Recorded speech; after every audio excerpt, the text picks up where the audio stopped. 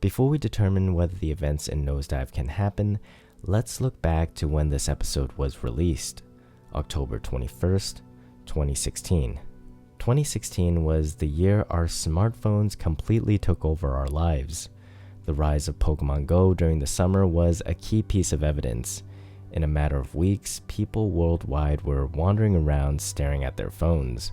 Some even ventured into dangerous neighborhoods and private properties to catch them all, and ended up losing their lives.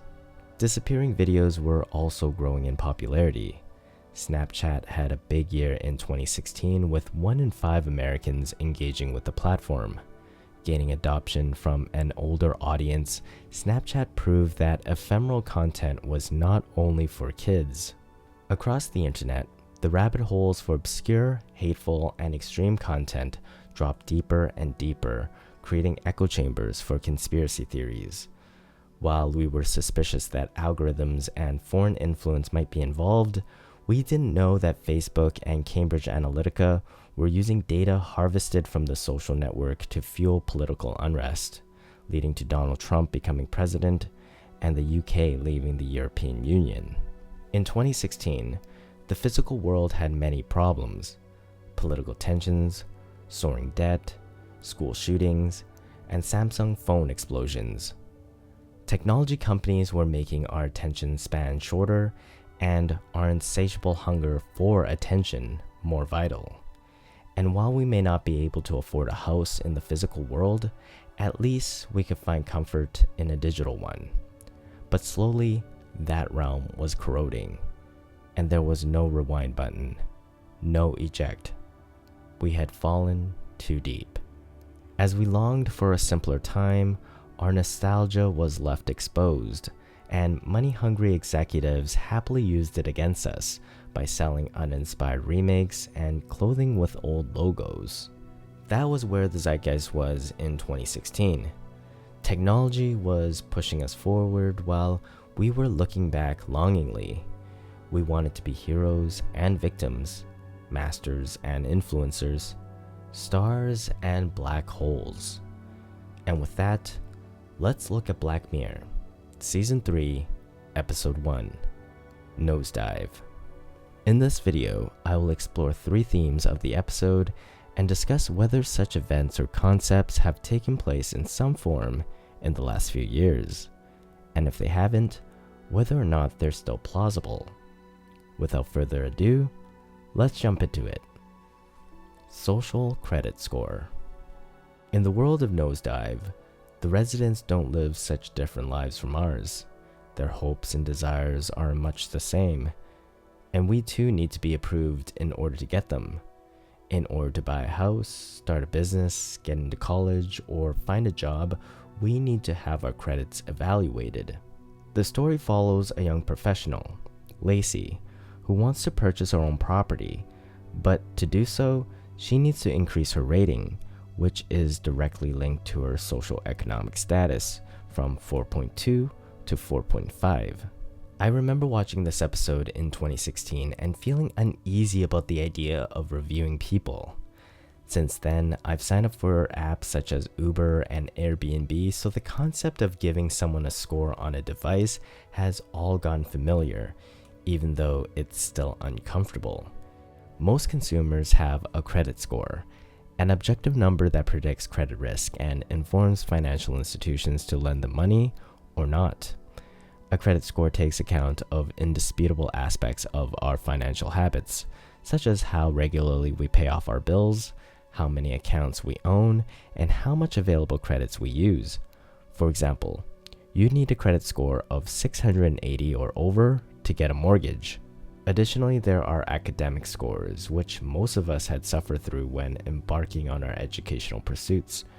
The grade point average determines whether we qualify for one institution over another. For example, you'll need a GPA of 4.18 or over to get into Harvard. The eeriest real-life scenario relating to this episode is the social credit score that may or may not be implemented in China. In 2013, the government of Rongcheng, China, a city with 500,000 people, implemented a social credit score.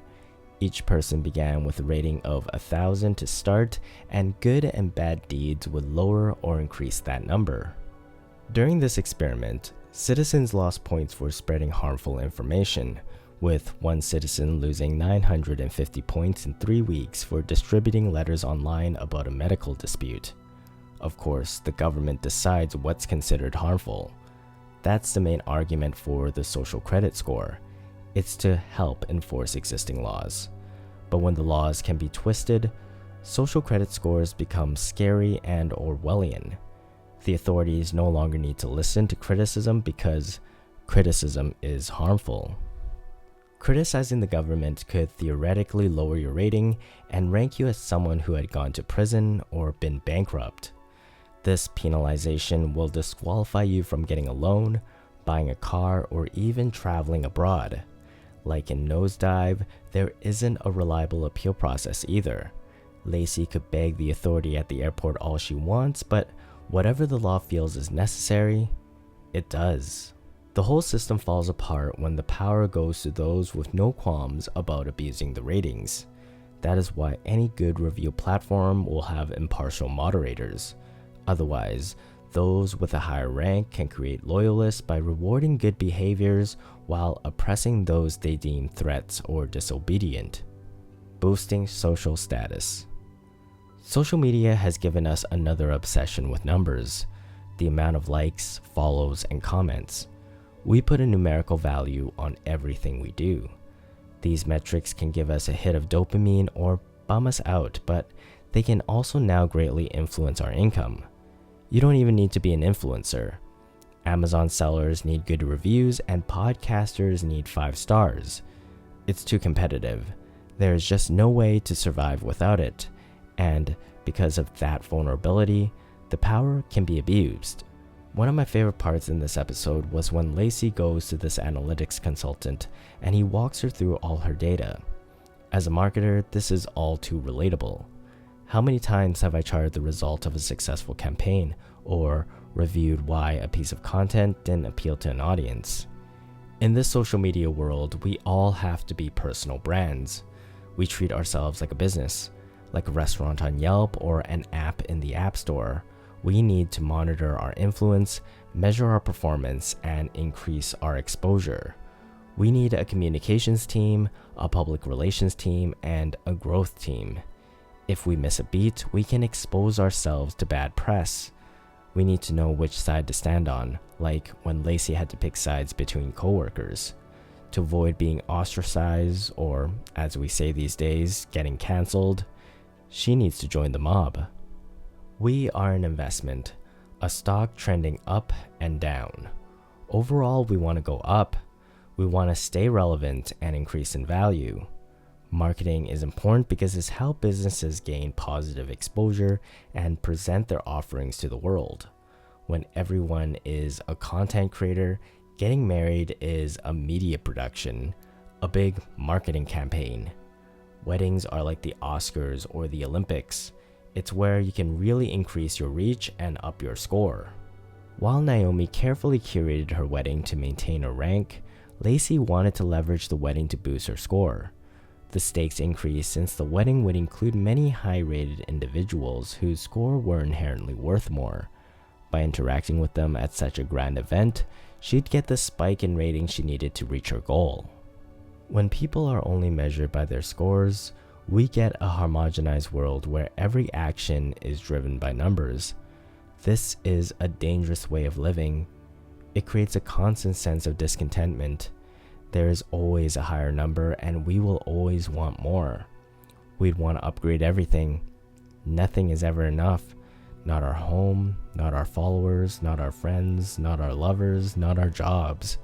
We will be stuck on what experts call the hedonic treadmill, where whatever happiness we get from money, accolade, or status would feel nice at first, but won't ever be enough. Eventually, we will return to our default level, wanting more. Faking it. Another theme of this episode was how Lacey had to be constantly on. She had to present herself in a certain way because the world was a stage. from the posts she published on social media to her interactions with service people, she had to maintain a pleasant persona. At the start of the pandemic, everyone was locked down and the only way to see our friends and work was through video calls. Every day we had to sit in front of a camera and put on a show. Being so disconnected from body language, social cues, and physical energy, we needed to channel Meryl Streep so that our viewers, our friends, family, clients, and coworkers would perceive how we were feeling. Not everyone wants to be an influencer, but our ability to perform for the camera is critical if we want to succeed in this new game. When it comes to increasing a score, it is very much a game, and games are strategic. There is nothing authentic about someone trying to win a game. You don't reveal your plans to your enemies. Every interaction becomes a move upon a chessboard. This idea was nicely illustrated when Naomi announced that she didn't invite Lacey because of the kindness of her heart. She didn't consider her a true friend, but rather a deliberate play to earn sympathy points. We are living in a Photoshop magazine cover where everything is carefully composed. That's why seeing our features superimposed into advertising is so dangerous. We are easily manipulated, and few approaches are more effective than appealing to our ego, creating urgency, and evoking our fear of missing out, aka FOMO. Once we can envision the status we desire, it's terrifying to lose it. This marketing approach is not so different from trying on clothes, test driving a car, or using 3D AR software to furnish a room. By engaging with it, we're more likely to purchase. It's the visualization that drove Lacey to extremes. The holographic images of her beautiful new kitchen with a lover at her side became a North Star, or a vision board. While we always want more, we also fear losing what we have. That's why nostalgia is so powerful. Nostalgia can bring us back to an even ground, a simpler time. When we were children, we were all equals, the closest we were to authentic, or so it seemed. The homely Mr. Rags was a representation of the innocent days before the betrayal, before the days when points mattered. Nostalgia reminds us of a time when we were ourselves, not whatever number represents us now. The ratings, the funds in our bank, or the number of friends at our party. Wise words constantly remind us to have empathy for others because we don't know what someone else is going through. However, when we see someone desperately trying to regain footing in front of a crowd, like a celebrity caught in hot water, we can say, "Wow, glad that's not me up there," and enjoy the show. In an unempathetic world where everyone is keeping scores the same way Google keeps track of everything we search, we will guard how we truly feel, live in incognito mode, and fake it. During these past several years, I, like Lacey, just wanted to express my anger, sadness, and frustration. I wanted to be a child and scream. However, as an adult, screaming is not allowed. I cannot scream outside because I'd get arrested. I cannot scream in my home because the neighbors would freak out. There are only a few places for us urbanites to go to express these emotions. We can escape from the city and find a place of our own, or we can join a protest and start a riot. Nosedive encapsulate what Black Mirror is all about, a dark reflection of our current existence. Watching this episode feels as satisfying as peeling off a layer of sunburned skin. The fun is over. The damage is done. We recovered. We are still alive.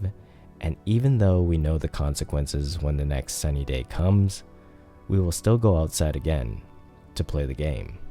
So, the question remains, can the events in Nosedive happen? My friend, count all the numbers associated with your life.